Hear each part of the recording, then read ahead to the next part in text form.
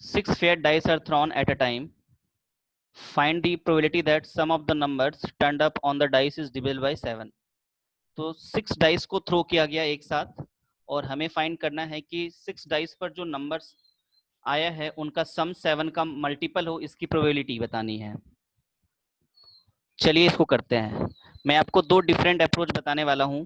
तो first approach है using multinomial. Multinomial में कैसे करेंगे, आपके पास 6 फेयर डाइस है, तो ये बॉक्स रिप्रेजेंट कर रहा है कि फर्स्ट डाइस पर जो नंबर आ रहा है, सेकेंड बॉक्स रिप्रेजेंट कर रहा है सेकेंड डाइस पर जो नंबर आ रहा है, सिमिलरली सिक्स्थ बॉक्स रिप्रेजेंट कर रहा है कि सिक्स्थ डाइस पे जो नंबर आ रहा है। और ये जो सम आना चाहिए, ये क्या आना चाहिए सम, या तो 7 आएगा, या तो 14 आना चाहिए, या तो 21 आना चाहिए, या तो 28, या तो 35। ठीक है, तुम लोग मल्टीनोमियल कैसे यूज करेंगे, ये जो फर्स्ट नंबर है ये 1 to 6 वेरी करेगा, ये सेकंड बॉक्स में भी जो नंबर है वो 1 to 6 वेरी करेगा, और सिक्स्थ बॉक्स में भी जो नंबर है 1 to 6 वेरी करेगा, क्योंकि डाइस पर नंबर तो 1 to 6 ही होता है ना।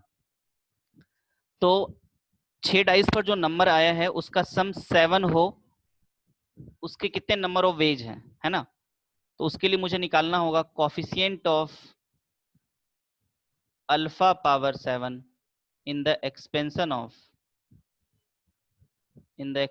ऑफ चलिए फर्स्ट डाइस पर आते हैं। तो फर्स्ट डाइस पर नंबर क्या क्या आ सकता है, या तो 1 आएगा, या तो 2 आएगा, या तो 3 आएगा, या तो 6 आएगा, है ना। सेकेंड डाइस पर भी नंबर क्या आएगा, या तो 1 आएगा, या तो 2, या तो 3, या तो 4, या तो 5, या तो 6। सिमिलरली सिक्स डाइस पर भी नंबर क्या आएगा, तो वो भी 1 से 6 तक वेरी करेगा, तो इस ब्रैकेट की पावर हो जाएगी 6। तो मुझे इसमें coefficient of alpha power 7 find out करना होगा। तो मान लो कि ये नंबर आ गया कुछ K1, फिर हमें क्या करना होगा, कोफिशिएंट ऑफ अल्फा पावर 14 निकालनी होगी इसी एक्सपेंशन में, क्योंकि सम 14 भी तो हो सकता है ना, क्योंकि सम 14 होगा तब भी नंबर 7 का मल्टीपल ही है।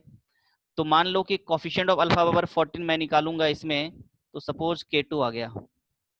फिर हम निकालेंगे अल्फा पावर 21 का कोफिशिएंट, तो मान लो ये K3 आ गया। फिर अल्फा पावर 28 का कोफिशिएंट निकालेंगे, मान लो ये K4 आ गया। फिर अल्फा पावर 35 का कोफिशिएंट निकालेंगे और मान लो ये K5 आ गया। फिर क्या करेंगे, ये तो टोटल नंबर ऑफ वेज है ना, कि नंबर 7 का मल्टीपल हो, 6 डाइस पर जो नंबर आया उनका सम 7 का मल्टीपल हो। तो प्रोबेबिलिटी कैसे निकालेंगे हम लोग, तो ये हो गया favourable case, K1 plus K2 up to K5, ये हो गया फेवरेबल केस। और नीचे क्या हो जाएगा,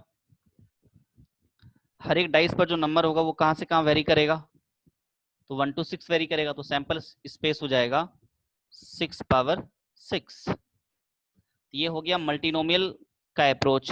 हालांकि बहुत ही लेंदी और टाइम टेकिंग मेथड है, तो मैं आपको मैजिकल मेथड बताने वाला हूं यूजिंग रिकर्सन। तो चलिए देखते हैं कि रिकर्सन से कैसे सॉल्व किया जाए इस क्वेश्चन को। तो मेथड 2 है method of recursion.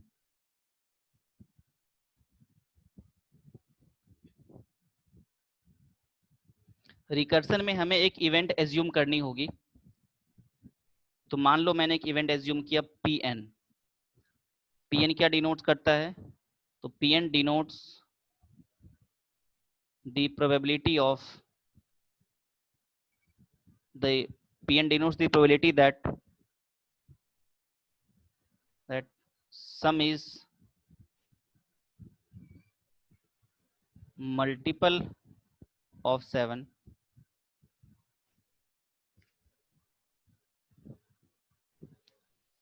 after n rolls। Pn denotes करता है कि n डाइस पर जो नंबर आया उनका सम 7 का मल्टीपल है। मैं रिकरेंस n डाइस के लिए बना रहा हूं, हम बाद में n की जगह 6 रख लेंगे तो हमारा आंसर आ जाएगा। तो रिकरेंस इस तरह से बनेगा कि फर्स्ट n-1 डाइस जो होगा और ये nth डाइस जो होगा, इसको स्टडी करना है अपने को कि फर्स्ट n-1 डाइस पर जो नंबर आया वो या तो 7 का मल्टीपल होगा या तो वो नहीं होगा। ठीक है, तो अगर फर्स्ट n-1 डाइस पर नंबर 7 का मल्टीपल नहीं है तो उसकी प्रोबेबिलिटी क्या होगी? वो हो जाएगी 1 - Pn-1। ऐसा इसलिए कि n-1 डाइस पर जो नंबर्स का सम है वो 7 का मल्टीपल हो, इसकी प्रोबेबिलिटी तो होगी Pn-1। नहीं हो तो इसकी प्रोबेबिलिटी हो जाएगी 1 - Pn-1 इनटू, तो nth थ्रो में जो नंबर आएगा वो तो फिक्स हो जाएगा ना। जैसे एग्जांपल समझो कि मान लो n-1 थ्रो में, सॉरी n-1 डाइस पर जो नंबर आया है उसका सम है 33।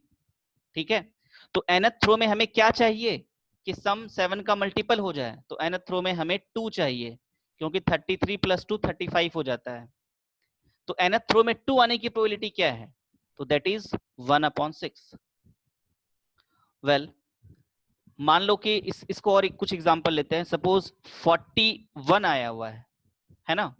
n-1 डाइस पर जो नंबर का सम है वो 41 आया है, तो nth थ्रो में क्या आना चाहिए कि सम 7 का मल्टीपल हो, तो nth थ्रो में 1 आना चाहिए। तो nth थ्रो में 1 आने का चांस कितना होगा? 1/6। ये 1/6 हो गया। ठीक है ना। और अब सेकेंड केस क्या लेंगे हम लोग कि n-1 डाइस पर जो नंबर है वो 7 का मल्टीपल ही है, तो वो तो हो जाएगा Pn-1। ठीक है, तो अगर n-1 डाइस पर जो नंबर है वो 7 का मल्टीपल हो, इसकी प्रोबेबिलिटी Pn-1 है, तो nth थ्रो में नंबर क्या आनी चाहिए? वो तो 0 हो जाएगा ना।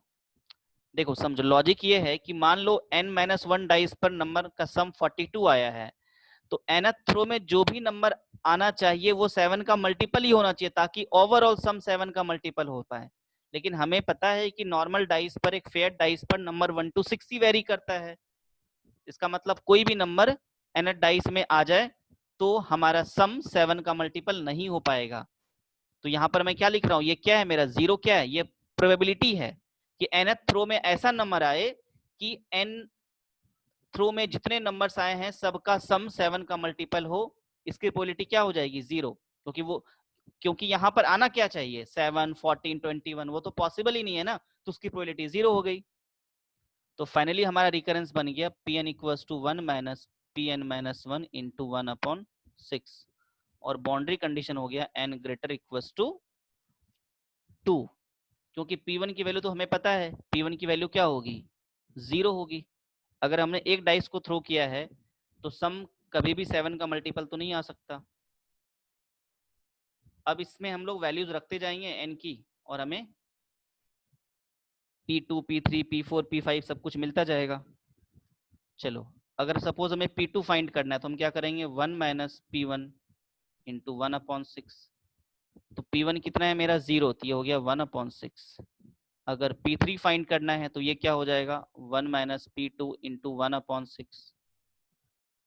तो P3 की वैल्यू हो गई कितनी? P2 1/6, तो 5/6²। अगर हम P4 निकालेंगे, P4 का मतलब क्या हुआ? P1, P2, P3 सबका क्या मतलब है? P4 का मतलब है कि 4 डाइस को फेंक रहे हैं अगर आप, तो चारों डाइस पे जो सम ऑफ नंबर्स है वो 7 का मल्टीपल हो, इसकी प्रोबेबिलिटी, उसको P4 रिप्रेजेंट कर रहा है।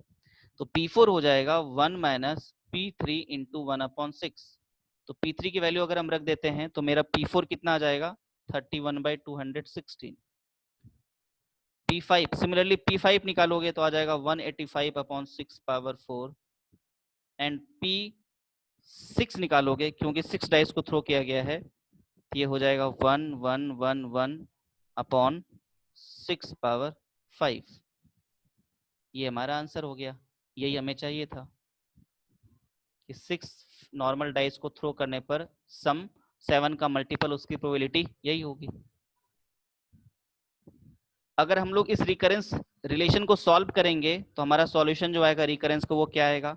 Pn = 6n-1 -1n-1 upon 7 × 6n-1। ये आ गया जनरल फॉर्मूला, इस रिकरेंस को सॉल्व करने पर मिलेगा।